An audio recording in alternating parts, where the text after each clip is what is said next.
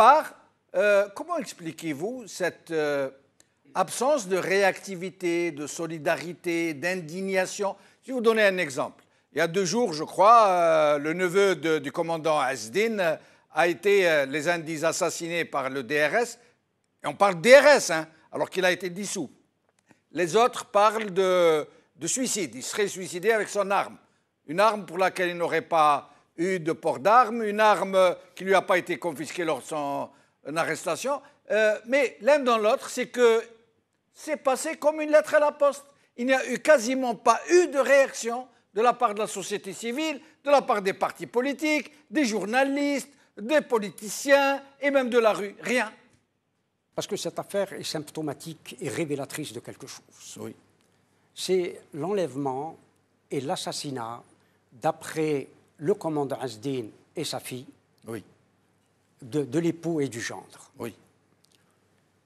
Et la fille du commandant Azdin accuse clairement, publiquement, le DRS. Le DRS. Elle ne dit pas le DSS, la DSS. Elle dit le DRS. Oui, elle accuse le DRS. Oui. Elle accuse le DRS et elle dit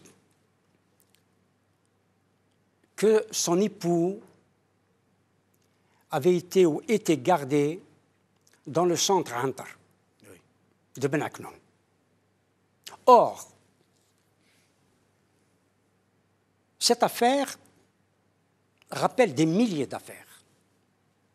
Des milliers d'affaires de ce gendre, cet époux, et ce gendre du commandant Azdin qui s'appelle Hamza, j'ai oublié son nom, Hadjouti. Oui.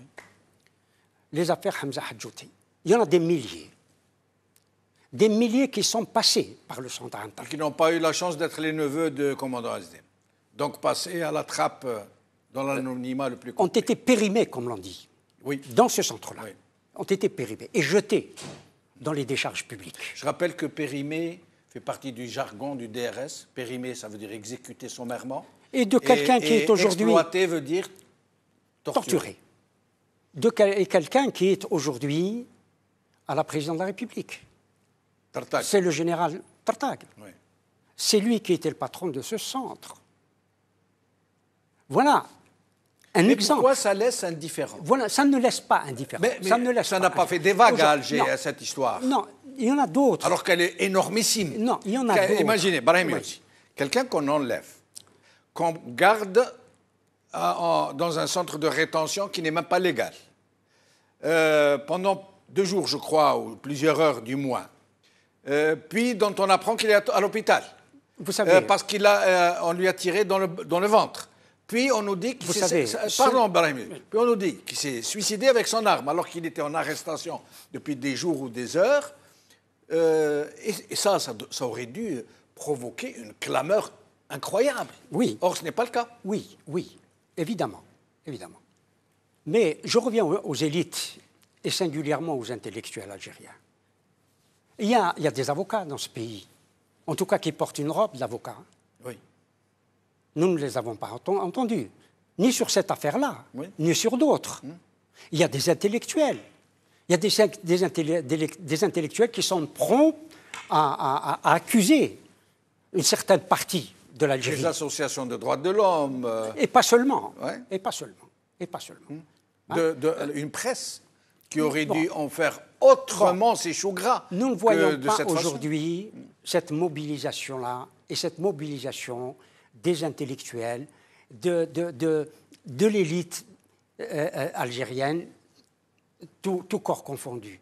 On ne la voit pas réagir. On ne peut pas s'attendre. Justement, il faut pas s'attendre. C'est le sujet de cette émission. Mais justement. Pourquoi? Mais on ne voit pas. C'est cette élite qui ne bouge pas. C'est cette élite qui ne dénonce. C'est l'élite qui est démissionnaire? Oui, indéniablement.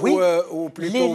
L'élite démissionne. L'élite démissionne parce qu'elle ne dénonce pas les injustices qui frappent les plus petits, qui ne peuvent pas bouger, qui ne peuvent même pas se payer un avocat, sachant pertinemment que la justice algérienne n'en est pas une. Et on l'a répété 1000 fois. Mais les élites doivent bouger. Par exemple, un cas qui se passe là aujourd'hui. Aujourd'hui, des enseignants à Mascara sont en train de bouger. Parce qu'un de leurs camarades, un enseignant de l'université de Mascara a été arrêté à la demande du recteur. Et ils sont en train de bouger. Mais ce n'est pas seulement corporatiste, mais ils bougent. Ils bougent. Il faudra qu'il y ait des exemples multipliés comme cela pour que l'ensemble des élites de ce pays bougent quand on arrête leurs camarades, quand on tue leurs camarades, quand on tue leurs voisins, quand on tue les plus petits qu'eux.